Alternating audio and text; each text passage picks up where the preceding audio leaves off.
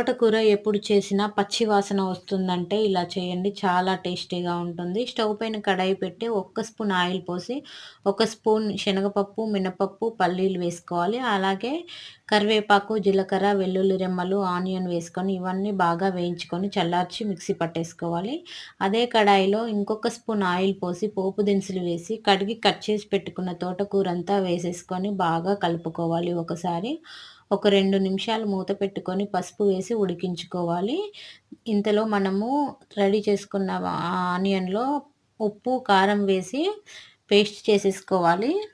అది పేస్ట్ చేసి పక్కన పెట్టుకొని తోటకూరలో వాటర్ అంతా ఇనికిపోయిన తర్వాత మనం తయారు చేసి పెట్టుకున్న ఈ మసాలాను కూడా తోటకూరలో వేసేసి వాటర్ అన్నీ ఇనికిపోయే వరకు లో ఫ్లేమ్‌లో ఉడికించుకుంటే మనకైతే స్మెల్ రాకుండా ఎంతో టేస్టీగా అలాగే హెల్తీగా తోటకూర ఫ్రై అయితే రెడీ. దీంట్లోకి పచ్చి పులుసు వేసుకొని తింటే చాలా టేస్టీగా ఉంటుంది.